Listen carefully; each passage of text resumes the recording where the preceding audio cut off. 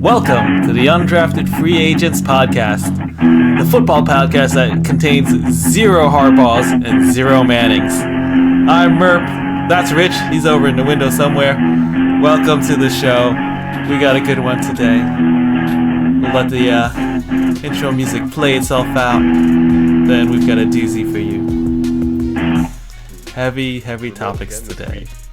Yeah. So I think we worked out all the glitches. I think we're much better this time. Don't jinx us like that. What are you doing? I'm so sorry. As soon as it left my mouth, I realized that, oh no, now everything's going to go wrong. But I'm confident in the technology will be okay. Yeah. We'll get it. We'll get it. Power through. Yeah. So we've got a very big, I guess, episode for us personally today. We're gonna tackle a tough subject, very close, near and dear to our hearts. Our New York Giants came off the bye week, and they were clearly well prepared and ready and raring to go. Their hearts were in it. Wait, am I in the wrong multiverse? I keep on. Oh, sorry. No, go ahead. I keep on thinking of our buddy Anthony. What he said when we were losing to Carolina. And he's like, I think I'm trying to pinpoint exactly what he said, but I think it was something to the effect is when you think you're playing the worst team in the league, but it turns out it's you. I'm slowly coming to that realization more and more as like the weeks go on as a Giants fan that we just might be the worst team in the NFL.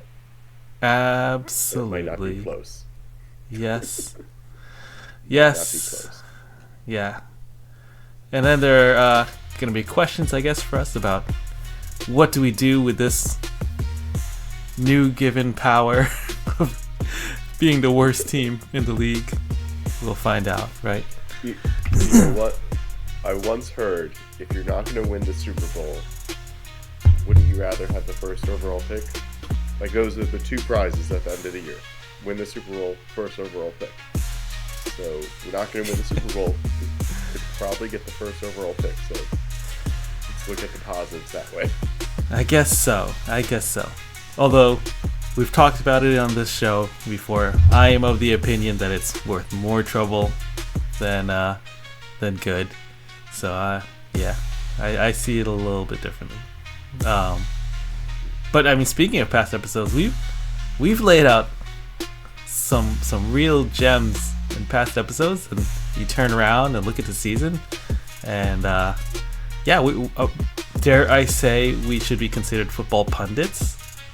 I do believe someone on this show called Saquon Barkley should be MVP candidate. Yes. I believe someone also pointed out that Bryce Young and the Carolina Panthers were turning the corner. Yeah, someone did say that on this show. Someone did say that, yeah. Looks at like at least half of that statement's true. Maybe it's one quarter of one and another quarter of another, but I mean, we're not more wrong than other people, so I'm gonna bank on that. That's true. So let's get things kicked off. We'll do our first down, and for our first down today, we've got a little bit of fun. We were thinking about what's going on in the Giants organization, and so our bit this first time around is going to be called Job Security with Joe Schoen, because I don't know who's got better job security than Joe Schoen. Right. So here's how this is going to go. We're going to start off with like a phrase, and the phrase is Joe Schoen giving up Barkley and still having a job today is like what? Right? And before we get into the game, I do want to point out how wild it is that all this is happening during Hard Knocks NFL offseason, the first ever season of that, by the way. So not only does this colossal mistake happen, but we have multiple episodes of a show documenting every little view of that, every little angle. So it's amazing. Yeah. And before we get into the fun stuff, I mean, there are a lot of angles to this. We'll start simply with the fact that you have a generational talent like Saquon Barkley, and you're haggling over somewhere around season. Yeah, right now, somewhere around $1 million, and he lets Saquon Barkley walk. Okay, compound that with I want to say it was like 2 seasons ago, right? Because 2 seasons ago you have a decision to make on Daniel Jones, and I don't know if anyone thought it was a good decision to extend Daniel Jones, particularly with the amount of money he commanded at that point.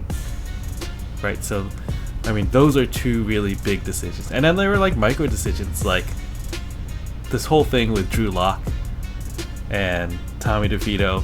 Not so much DeVito as Drew Lock, because they had DeVito in the building. You know, he had a pretty good season. Played well enough to be QB number 2. At least, right? But they end up paying Drew Lock $5 million. You know, not a king's ransom, but when you let Saquon Barkley walk for the amount that you could have saved. Yeah. Backup QB, but definitely could have used that money for Barkley's contract.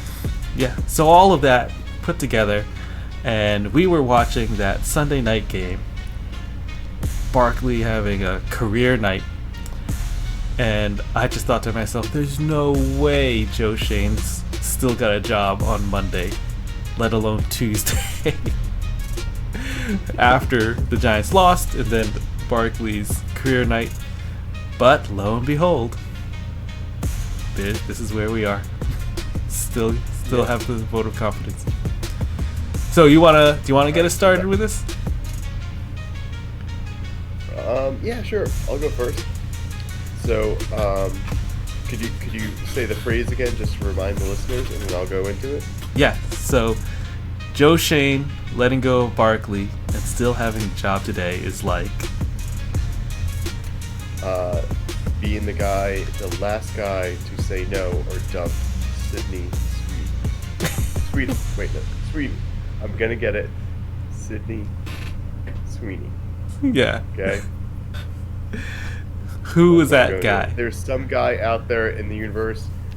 Maybe they both were like, 10 or 11 at the time, or maybe it was when she was in high school. But there's some guy somewhere who did not realize what she was going to become, the movie star she was going to become. So I'm going to go with that. That's my first one. Yeah. I'm surprised you haven't Googled that guy and found him. I did try.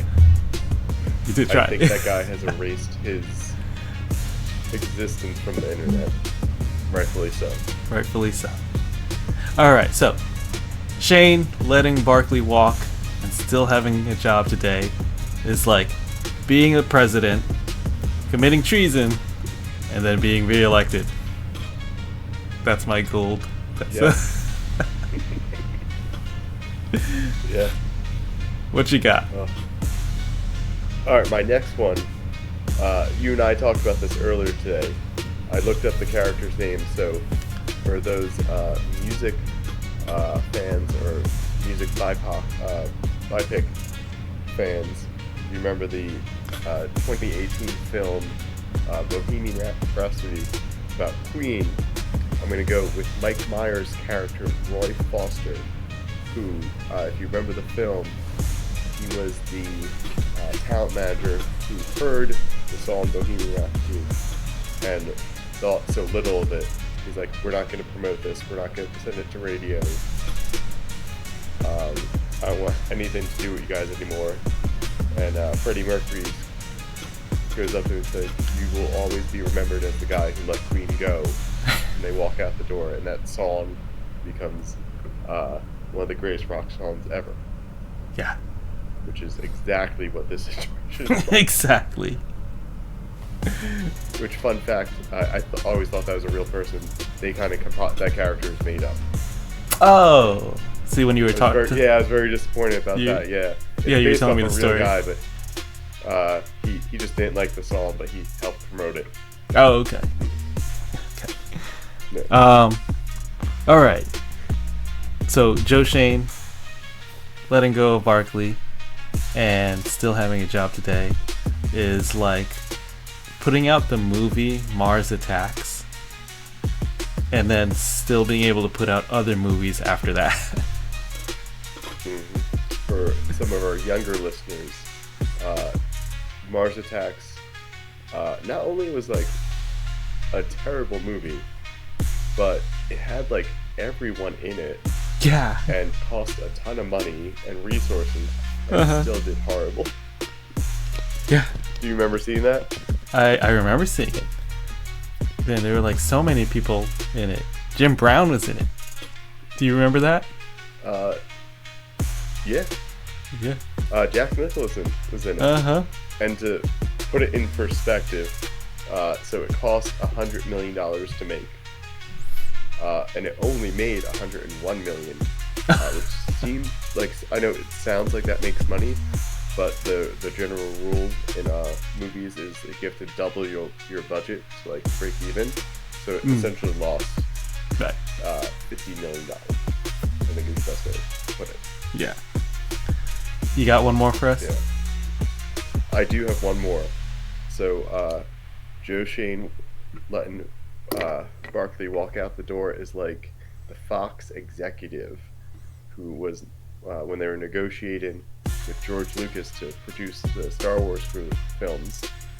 They didn't really believe in the franchise all that much, so I guess to pay him a little less, they let him keep the merchandise rights for all Star Wars films. Which, if anyone has watched those films or collected those items, they know that's where the real money is. Yeah. Star Wars collectibles, lunchboxes, action figures, everything. He's made, I'm sure, billions upon billions of dollars off just that alone. I'm sure whoever that exec was that made that decision is, not hurting for money, but man, billions of dollars, right? Yeah. Alright, so I'll round this out. I got one last one. So, Joe Schoen letting Barkley walk and still having a job today is like having a gas station hot dog, then coming back the next day and having another gas station hot dog and getting 0 trips to the emergency room. Yeah. The ones where it just slowly turns all day. Yes. Those buttes. Yes. The rolling logs. But you know what? Like, someone, like, they're not making them and not selling them. Someone has to buy them. We should try to find someone who has, on multiple occasions, consumed one of those and see what their life is like. Yeah. And I guess Where did it go wrong? What? It depends on the hot dog, too, because, sometimes you go into one of those places and you could tell, like, the shriveled up ones, they've just been sitting there, ruminating, and I don't even know what's the gas station. Methane. Before we move on to our next topic, I do have a scenario for you. Okay? Oh, so yeah. If we especially want to hurt Giant fans, think about this. So we know the Giants cut Daniel Jones, or released. I really think there's a difference in their synonyms, but right. Here's a scenario that would be the most painful for Giant fans. Okay?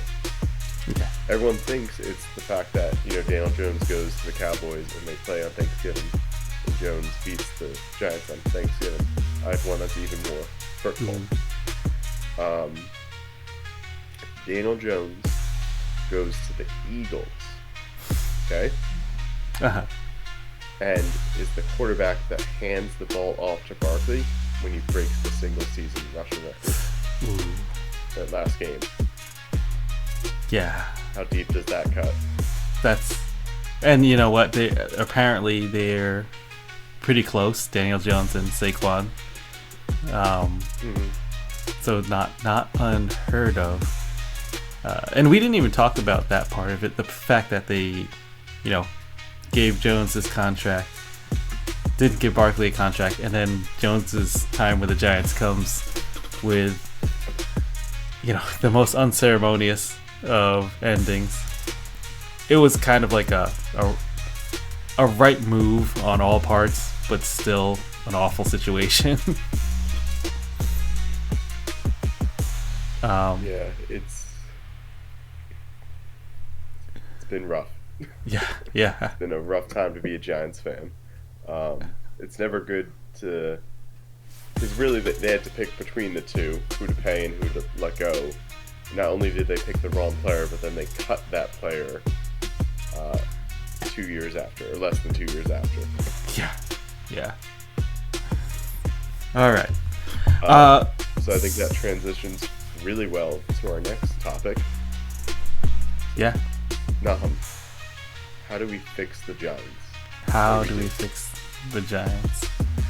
I hope you've done some research and come up with some elaborate plan, because the best that I could come up with, and texting with one of my other Giants fan buddies, I just feel like you hit the reset button again, just like burn it all down. I feel like the management has to go. Like the machine. Yeah. Mm-hmm. Management has to go. I feel like of all of the parts that fouled this up, I feel like management has done the most to do to keep the Giants bad. I don't think Dable. Right now, I feel like he's not doing as good a job as we would want. And if you're gonna get rid of management, may as well start fresh. I do have a scenario, I guess. More of like a hope and a dream. Because if you do all that, you get rid of management, you get rid of coaching staff, you could bring in a Belichick, someone who wants to buy the groceries and do the cooking, if anyone still believes in Belichick. I think many people do. I do. Yeah. And we know his history. We know he wants it. Mm-hmm. And I like that move because if you're going to clean house and bring Belichick in, what I think we've seen in the past, and the reason why it didn't work out in Atlanta with Belichick is Belichick is basically the end-all be-all. He's the GM, he's the coach, probably the head scout. Like he does all that. Right. Okay. So just give him the keys and let him drive the bus. Yeah. Mm-hmm. Only then that isn't. I think. No, go for it. No, I just agree that if we're sour on both the general manager, the management team, and coaching, it's kind of like a perfect situation, because again, that's what Belichick would want. It would be one thing if we thought that maybe Schoen was doing an okay job, or if you need to replace the general manager but you want to keep Dable, it wouldn't work out. But yeah, if it's all bad, cut it all out and make way. All right. I like that. I do have a different scenario. Yeah. Let's hear it. To play, as a head coach, if you're a top head coach prospect, the Giants probably aren't top of your list because the quarterback. So I could see Belichick not being super excited. He wants to go somewhere and win and break that all-time wins record as a coach. So maybe that doesn't work out. So I think you fix it. First off, you clean house. I think that's the bare minimum. Clean house. and hopefully Tommy DeVito does not Tommy DeVito the end of the season and just lets us lose in peace. Make it fun, but just let us lose. Yeah. And we secure hopefully the first overall pick, maybe second. We'll see who's ahead of us. But I think you have to get the first overall pick. Even if we're second and Jacksonville is ahead of us, you don't. Because I don't. What do you think? I don't think they're picking a quarterback number one, right? I think they still believe in Trevor Lawrence.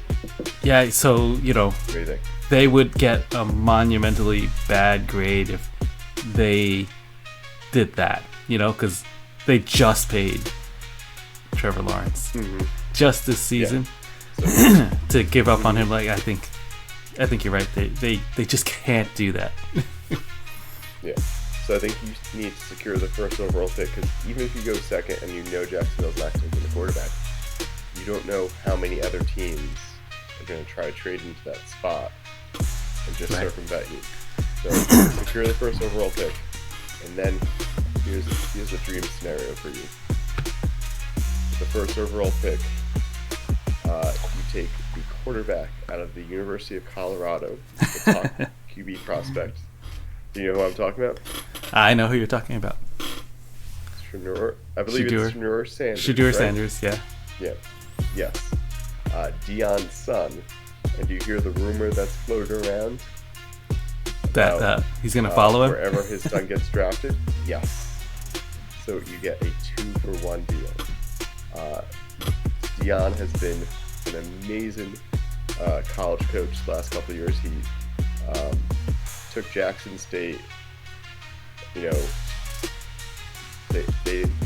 were doing nothing at the FCS level, got them turned around real quick, did the same thing at the University of Colorado. The University of Colorado had one win the season before. Deion got up to 4, and then this year they're competing for a college football playoff spot. So quick turnaround, which sounds amazing to any Giants fan. Yeah. I think you put all your eggs in that basket and try to get the top QB prospect. His dad's the coach. He's been successful at Jackson State and Colorado. Why not the NFL? Can he also can we get prime time to play some cornerback, because watching Deonte Banks has become painful. Get beat up week in, week out. Yeah. I think he helps the defense too. I think I think he'd resonate really well with NFL players right now. Like, I'm surprised he resonates so well with college kids, because they weren't even alive when he was in his heyday. So these NFL players were, so they'll look up to him. So I think he can make that transition to the NFL super quick. Yeah. Who knows what Tommy DeVito's gonna do again. I think there's also another opportunity. We drop down if we're third, fourth pick in the draft. Maybe that we still get the chance to draft a running back that may be a generational talent. Ashton Genty. Have you seen this kid? Yes, the Boise State running back. Yeah. Amazing. Yeah. What if we just get to do this all over again and just recreate the whole scenario and then do it right this time? Okay, so we have the formula with Barkley. We just have to tweak a couple things. Yeah. So and look at this. So just before Barkley was drafted, we had drafted Odell, right? We've got ourselves our Malik Neighbors. Pick up Ashton Genty. Don't do the Daniel Jones thing again. It's going really, back in time. With Daniel Jones, the red flags were there the entire time. 0-star recruit out of high school. Walk on at Duke. Not a football school, and he still was a walk-on. And played well at Duke, but wasn't tearing it up. every step along the way, he wasn't a great QB prospect, and they just ignored all that. Took him 6th overall. Yeah, and then when he got into the NFL, like when I can take over from there because I don't follow college like you do, but once he came into the NFL and you can watch him play, it was pretty clear in all the opportunities he got that as you know, a good player as he is, he wasn't a special player. A career backup would have been a great situation for him wherever, but yeah, just wasn't ready to sit in the big chair. Yeah, and he seems like a nice guy, and I know he's had the run of it the last couple of years, and we hope like he finds like peace and like works out wherever he goes next. But I think it was right for everyone just to move on and just look forward. Now, do you think that in a different situation, Daniel Jones would be a much better player? Like Saquon Barkley's improvement. Although, Barkley played well with the Giants, as bad as the Giants were. He's definitely playing much better on the Eagles because they're a much better team. So what do you think? Do you think Daniel Jones has a higher ceiling? He could be better. I don't think it's going to be like monumentally better. Did you see the clip that was going around in the Munich game? It was a play. It's one play, so take it with a grain of salt, but it kind of sums it up. It was a play where it says, "Look what happens when the Giants give Daniel Jones time," and he has a complete pocket. Yes. Has all the time in the world, and he just air mails it above neighbors. I have seen that, like, and you know what? Like within 10 yards. We have seen that time and time again. That was like the big thing. Missing targets physically, like not delivering the ball, but also missing reads. Just his whole career, he just hasn't put it all together. Now here's a good discussion topic. Retroactively, which is more embarrassing, the butt fumble with Mark Sanchez or Daniel Jones getting tackled by no one on that run against the Eagles? You remember that? You know what's crazy? I don't know why this came up on my feed. I'm gonna say butt fumble, but did you know that on the kickoff directly after the butt fumble, it was a fumble by the Jets and return for a touchdown by the Patriots? Yes. By Julian Edelman. Yeah, I did see that actually. Did we send that to each other? We might have. Yeah, because actually this past Friday was the anniversary of the butt fumble. I love that it has an anniversary. It's like, yeah, exactly. It's like everyone knows the great Willie Mays catch. Yes. But what people don't realize is the throw, because he catches it and turns around and throws. That's right. Out a base runner. But that always gets cut off. Same thing with the butt fumble. The next play, they score again. It's wild. All right. So there it is, folks. We did it. Mission accomplished. We fixed the Giants. You get Belichick and you get Deion Sanders and his son. The Sanderses. A or B. There you go. Speaking of draft picks, I found a really interesting, I guess you would call it a graph or a table, that I thought was crazy interesting. I just sent it to you, so you have it. Yeah. So someone put this together. I want to give them credit. So it's, I think it's called Picking Them.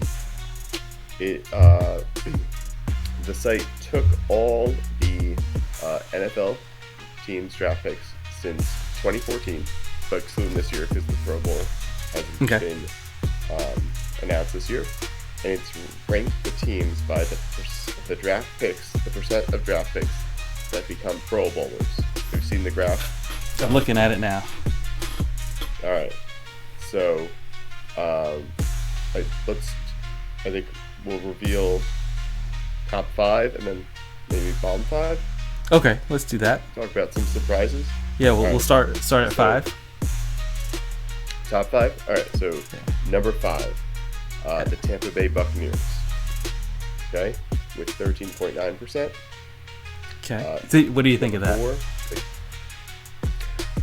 makes sense.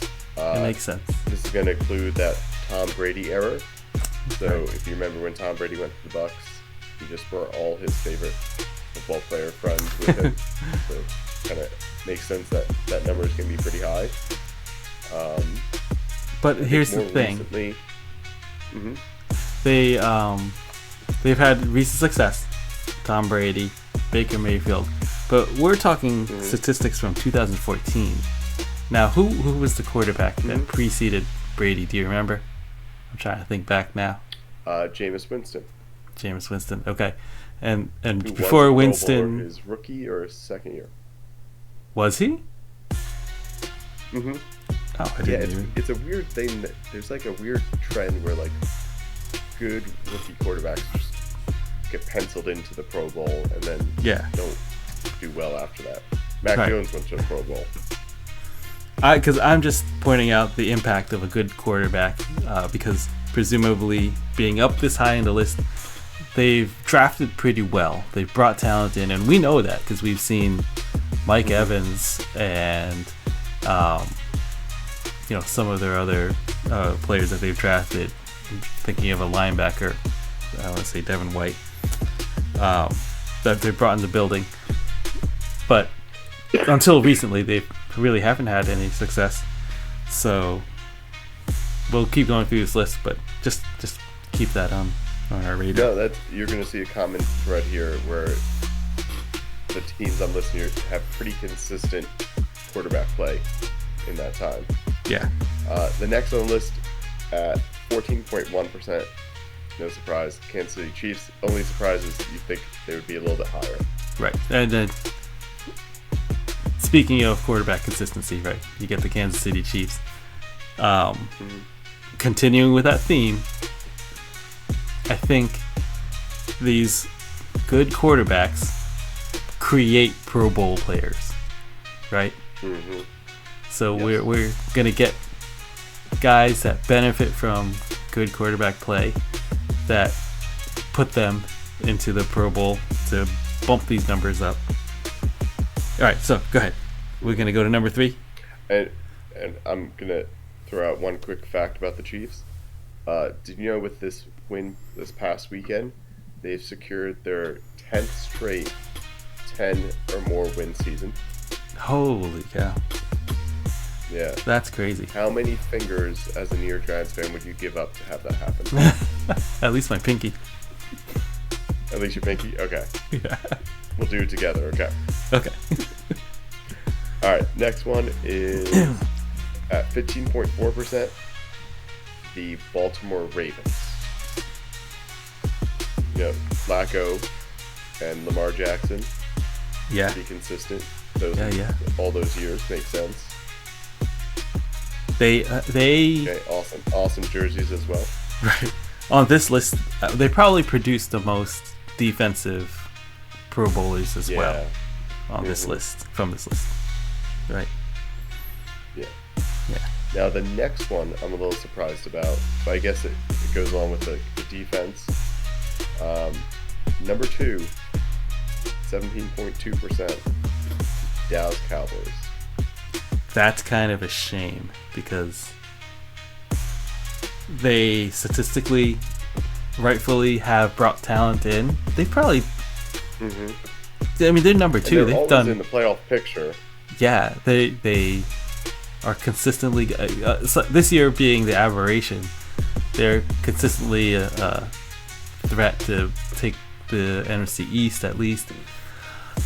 Although people are not really, they don't believe in them when it comes to the playoffs. But as a regular season team, they'll get 10 wins typically.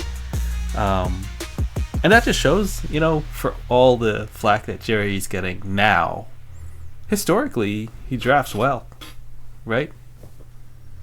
Yeah. They just, I mean, I think he hit the nail on the head. they have the Pro Bowl talent, but then it dissipates in the playoffs for whatever reason. Yeah. Yeah. All right. And the ready number for the one last team? Number one. This one I was surprised about. I think your theory about the quarterbacks makes sense, because they've had pretty consistent quarterback play for over a decade now. But at 19.8%, the Detroit Lions had the most draft picks turned into Pro Bowlers last 10 years. Yeah. That's pretty amazing, actually. Do you think it's because they draft so high for so many years? We'd have to look into that. I wonder, because but the rest of these teams. Be surprised if that's part of it.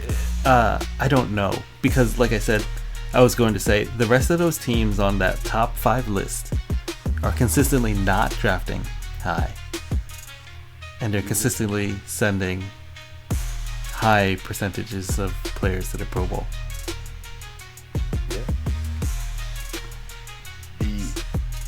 And to bring us back to 10 wins, for the first time ever, the Detroit Lions, because this last weekend, have consecutive 10-win seasons. First time ever? History. Wow. Mm-hmm. And if you remember from last week's episode, they were also named Super Bowl favorites for the first time ever. Now, 19.8% of their draft picks from 2014 to 2024. And on. Mm-hmm. Right. So, do you think that if we said the last 5 years, like 2019 to 2024, that the Lions would stay on top of this list? Like, I feel like maybe... Do you think all of their success is just recent? Yes. The Dan Campbell era, perhaps. That's something. Dan Campbell doesn't get enough credit. Or I shouldn't say Dan Campbell.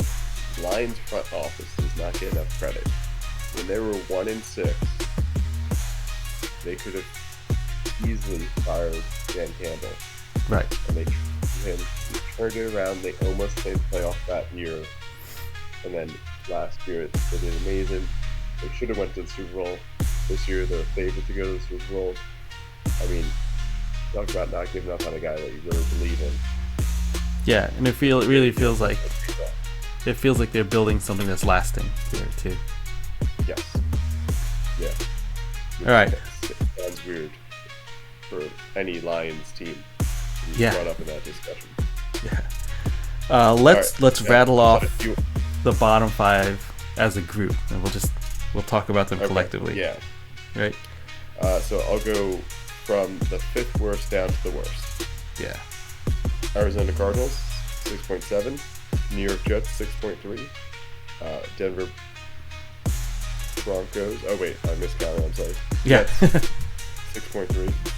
Denver Broncos, 6.2. Cincinnati Bengals, 5.7. Colts, 4.7%. And I'm shocked about the last one. Yeah. New England Patriots, 3.3%. That's surprising. It kind of goes. More recently, they've just probably had no Pro Bowlers. Yeah, and so maybe it further illustrates the point of like the impact of a strong quarterback being there, because when Brady leaves, all of a sudden it falls apart. But also the way the Patriots, the way the Patriots have recently, in their successful years, been built, was with free agents, right? Yeah. Mm-hmm. Or the Belichick way, cut a guy a year early instead of a year late. Right. Or trade him, I should say, trade him. Yeah. That was the Belichick special. Yep.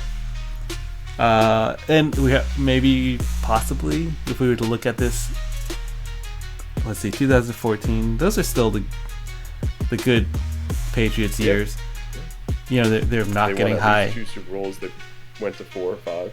Yeah, not getting high draft picks Right. So that may be something. Interesting stuff. For a long stretch, they're like the Chiefs now, where you look at the draft like, how did we let them get that player? Or when they draft a player, you're like, you just know that player is going to be amazing. Right. Yeah. The Patriots had a stretch where you just knew Belichick knew what he was doing. Yep. And apparently having Brady helped. Yeah, apparently. All right.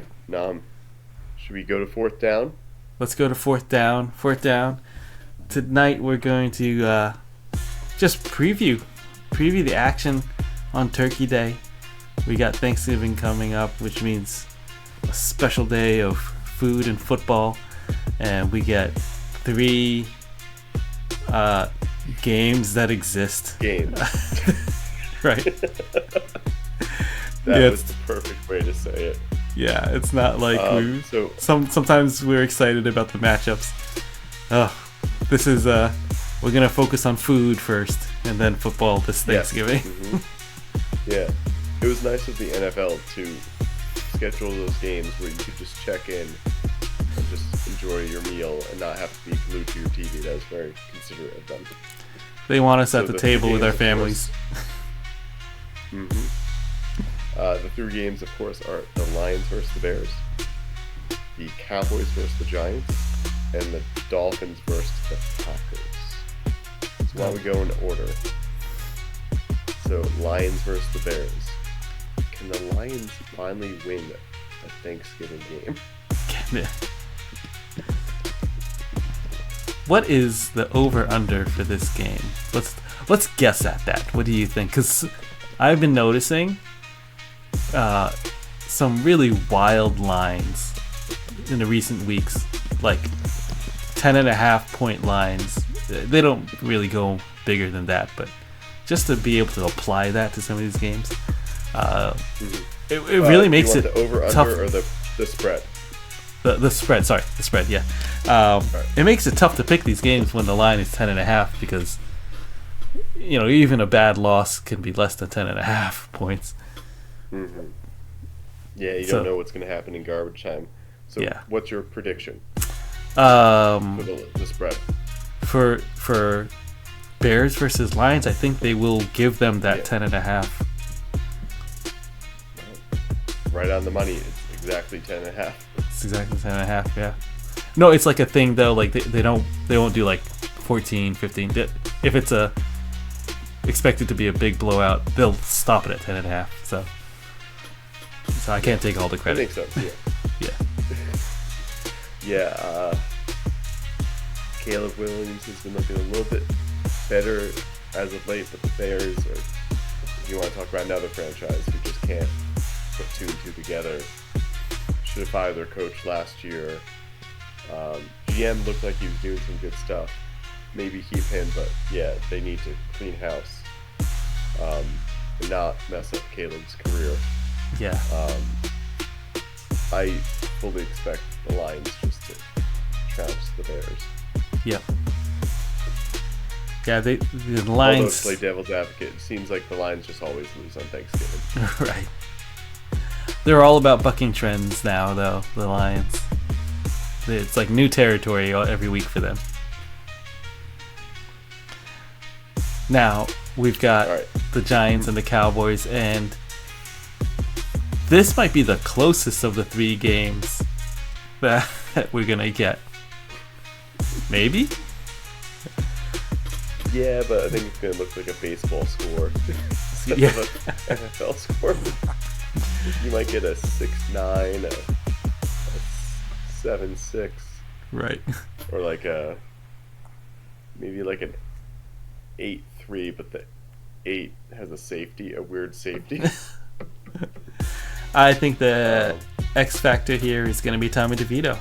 Is he going to play? First of all, I've been hearing rumors of they haven't specified an injury, just the fact that he got beat up in the Tampa Bay game. Yeah.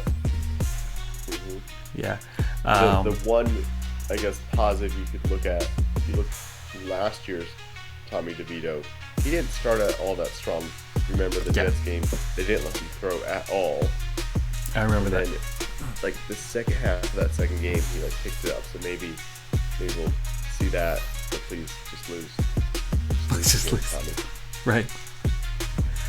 Just lose. The Cowboys are coming off of a win. Surprising win against the Washington Commanders, who were leading or are leading the NFC East. Although what I'll say about that is the Commanders are so young, and even in their wins, they seem like it's such a streaky team. They're not quite putting it all together yet. So I'm not surprised. They beat the Giants with field goals only. Yeah, and then they beat the Bears with essentially 10 men on the field for the last play of the game. Mm-hmm. And someone pointed this out to me, and it makes all the sense in the world. Rookie quarterbacks apparently really struggle with in-division games, which makes sense. You're going to see those teams twice a year, so you have to learn about teams having film on you now, which makes that second game even harder. Yeah, that's right. Since we started this, I guess I'll guess the spread for this one. I'm gonna say the Cowboys are giving 4.5.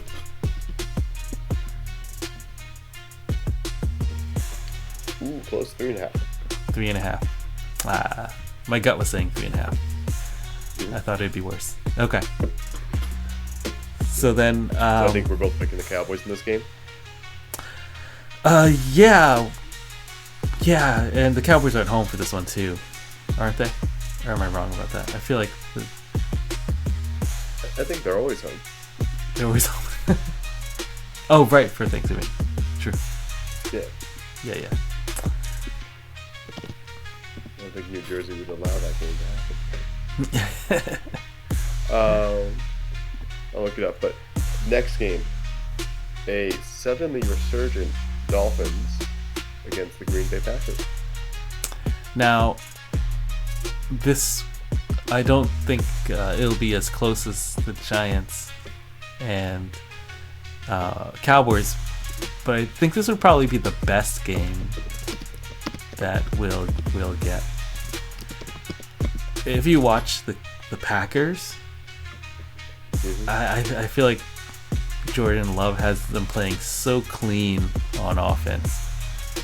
I'm not sure what it is exactly. I have to watch more film, but I feel like he's always hitting the right spots.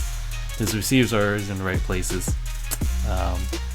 and they've got a pretty good running game with Jacobs. So yeah, and then the explosiveness of the Dolphins with Tua back. Mm-hmm. Now, how much? I won't say credit, but how scared are you about the fact that Miami never seems to travel in the cold? Well, I think it's a legitimate thing. They've proven that it's a legitimate thing. So, and you think their quarterback Tua grew up in Hawaii, went to Alabama, plays in Miami now. Yeah. Who was it? Mac Jones? Didn't see snow in real life until he was an NFL quarterback. I think I remember you telling me that. Which is wild for us Northeastern. Right. Fun fact, I just looked up the temperature in Green Bay for Thursday. 31, 23, not too bad, but snow showers. Ooh. Expected, which would just be amazing. Yeah, that would football. That would be fun. I would trade 2 terrible games in the early slots for an amazing snow football game at night. Yeah.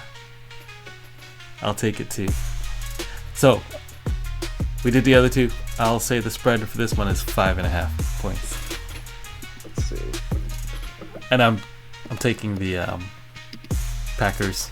Packers giving 5.5. Yeah, I think Packers are gonna take this game as well. Although, let's see. Spread.